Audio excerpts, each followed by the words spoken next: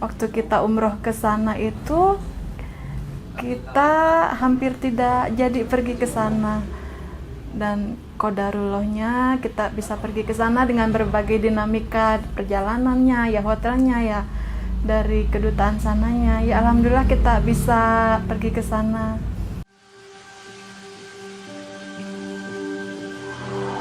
لبيك اللهم لبيك لبيك لا شريك لك لبيك إن الحمد والنعمة لك والملك لا شريك لك.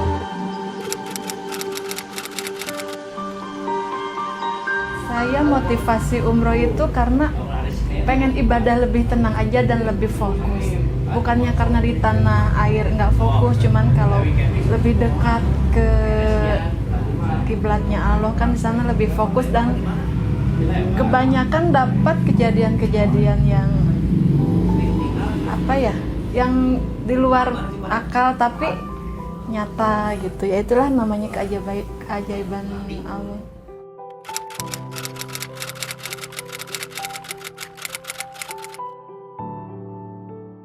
Pengalamannya banyak, cuman pengalaman yang paling berkesan itu umroh saya yang tahun 2020 sekarang ini, karena waktu itu adanya wabah ya global di seluruh dunia. Ya ada salah satu virus yang sangat kecil tapi itu bisa membahayakan semua umat, termasuk salah satu waktu kita umroh ke sana itu kita hampir tidak jadi pergi ke sana, dan qadarullahnya kita bisa pergi ke sana dengan berbagai dinamika perjalanannya, ya hotelnya, ya dari kedutaan sananya. Ya alhamdulillah kita bisa pergi ke sana. Belum lagi di perjalanannya ada banjir, ada macet segala macam, yang waktunya itu sangat telat untuk ke bandara, tapi alhamdulillah dengan travel kabilah bisa lancar. Dan ternyata kita adalah salah satu penerbangan terakhir untuk pergi ke umroh ke Saudi sana. Begitu juga di Saudi sana, sepertinya kita adalah jemaah terakhir. Yang susah dilupain umroh terakhir ini adalah yaitu ternyata di Masjid Nabawi, di Masjidil Haram itu ternyata sepi sekali. Ada sisi baik dan buruknya sih. Sisi baiknya kita bisa ibadahnya lebih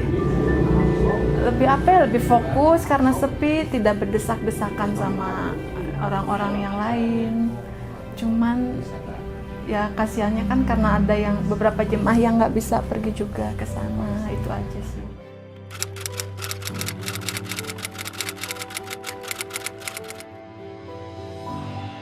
Saya pertama kali umroh itu bareng anak itu sekarang, umroh yang terakhir ini. Dan karena sedikit banyak saya agak mengetahui untuk bagaimana sih cara memegang Masjidil Haram, Hajar Aswad. Ya saya ajak anak saya untuk ke sana, dan kebetulan karena sepi itu, karena mungkin lagi wabah jadi nggak terlalu berdesakan. Alhamdulillah sih lancar, bisa tiap tawaf beberapa kali kita bisa megang, bisa berdoa di sana, seperti itu.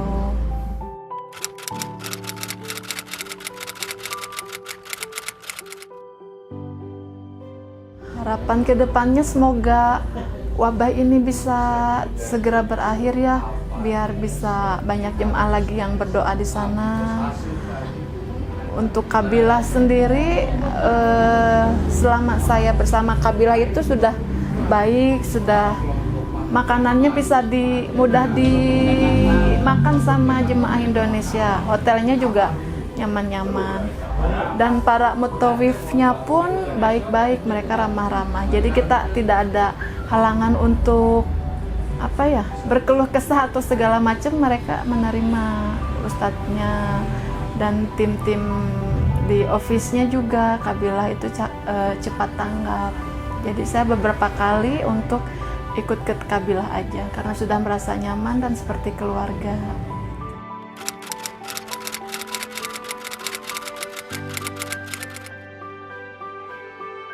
Pertama, waktu itu saya itu bermimpi ya, melihat ada beberapa burung, dua kayak burung ababil, burung apa ya itu yang pada zaman Nabi Muhammad Rasulullah SAW. Dan pada keesokan harinya saya dibawa sama tim travelnya kabilah itu ke Jabal Uhud, dan burung itu, dan saya iseng moto-moto ke atas itu, ternyata burung yang dimimpikan itu kok nyata gitu dan di tempat yang sama. Itu salah satu kejadiannya. Yang kedua, saat saya sholat di Masjidil Haram, waktu itu saya lagi sholat tahajud dan saya lagi zikir, tiba-tiba ada yang memegang tangan saya, tangan yang cukup besar buat saya karena dalam badan saya itu bisa kepegang sama tangannya beliau, dan berasanya enak sih, sejuk. Begitu saya melihat, membuka mata, ternyata tidak ada siapa-siapa, hanya ada para jemaah yang sedang berdoa, yang sedang mengaji. Tapi keesokan harinya saya jadi lebih tenang, lebih apa gitu. Ya itulah kurang lebih keajaiban yang saya alamin selama umroh di sana.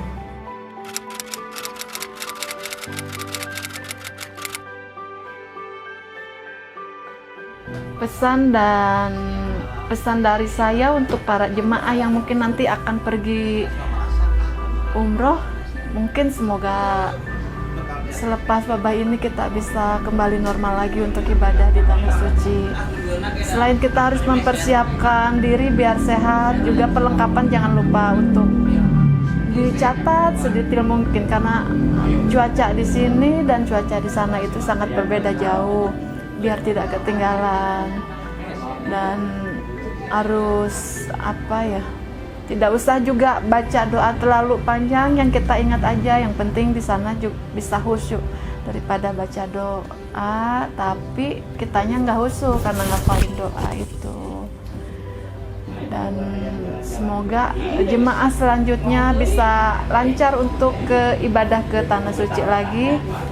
Tidak ada lagi hambatan-hambatan, COVID-nya sudah selesai dan bisa ya normal lagi lah seperti sebelum-sebelumnya, itu aja.